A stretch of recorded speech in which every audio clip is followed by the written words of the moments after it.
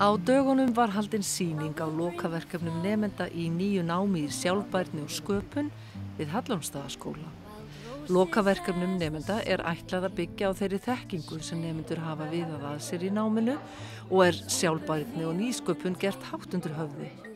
Nemendur fá mikið frelsi við val á lokaverkefnum og kenndi ýmissa grasa á sýningunni. Verkefni Örnu Rósar, Dagnýjar Helgu og Sigrúnar Rósar snerust öllum að minnka notkun á óumhverfisvænum og heilsuspillandi kemískum efnum. Arna Rós bjó til kerti úr hreindýrafytu með náttúrulegum ilmefnum og Dagný Helga og Sigrún Rós sútuðu hreindýraskinn og kindagærur á vistvænan hátt án kemískra efna. Álfheiður Björk hannaði og setti upp lífrænan grænmetisgarð úr vannýttu hráefnum á lóð skólans. Anastasia málaði málverk úr náttúrulegri olíumálingu sem hún bjó til sjálf og Brynhildur hannaði sjálfbærnispilið fræðandi og skemmtilegt borðspil sjálfbærni.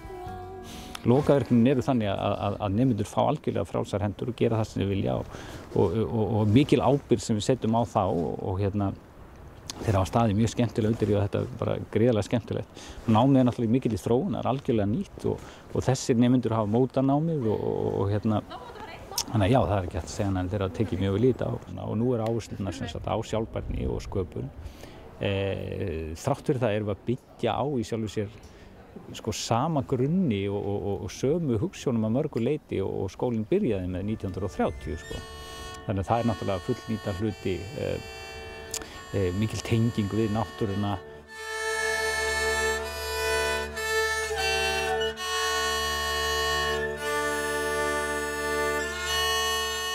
Anna Guðlaug smíðaði hljóðfæri úr Hallormsstaðaskógi. Ég hef lengi haft áhuga á langspili og fundist rosalega skemmtilegu hljómur og bara verið eitthvað svo íslenskt við það að ég hef langað lengi að smíða það og fékk loksins tækifæri núna í haust og vor bara að fá að smíða það hér sem lokaverkefni sjá bara æðislegt. Anna Guðlaug gerði sjálf límið sem hún notaði til að líma hljóðfæri saman. Já, ég notaði þetta. Þetta er lerki að mestmegnis hérna úr skóginum og vengi þessu dekkri sem ég man ekki alveg hvað hann eru en þeir eru klárlega ekki íslenskir.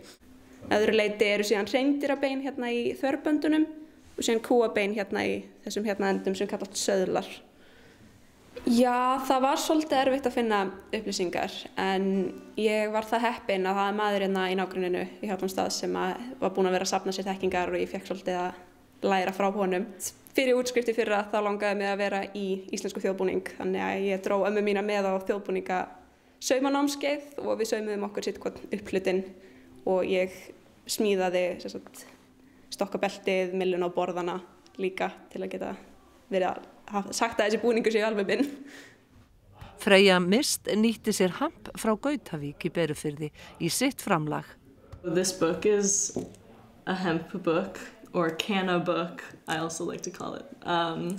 It is made completely out of hemp, including the covers, the paper, and the twine that is binding it together.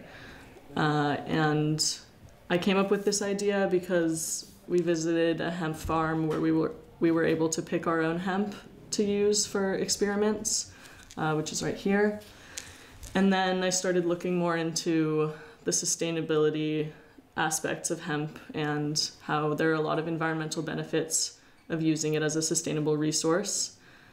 And then I came up with this idea to make a book out of it to show the possibilities of the plant.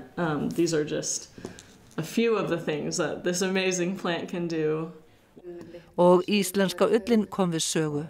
Já, ég er að vinna sett verkefni með íslenska ullina og það sem að sérstæða íslensku ullinar er í hávegum höfð og sauðalitin þá sérstaklega og ég óf fataefni úr ullarþráðum frá uppspuna og þæfði síðan ullarhatt úr afgangsullinni og bjó til skinnlausan ullarfeld úr þópnri ull sem er flokkuð sem úrkast á Íslandi.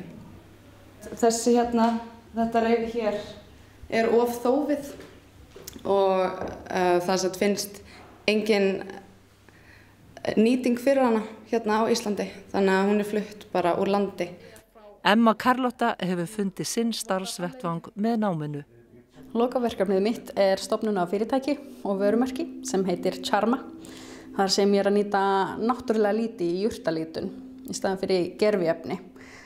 Þessi hugmynd kom upp úr bara áhuga á að minnka svona kemískt álag sem við erum að nota mjög mikið á skaðleg kemísk efni og gervilítarefni geta verið mjög skaðleg í textíliðnaði og í staðan fyrir þessi efni sem eru úr jarðolíu þá ég að nýta bara náttúrulega efni eins og blóm og lerkibörk og avokadóhýði og indigo og annað.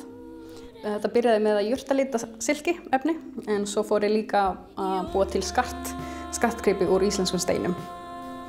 Já, án skólans hefði ég aldrei byrjað með þetta.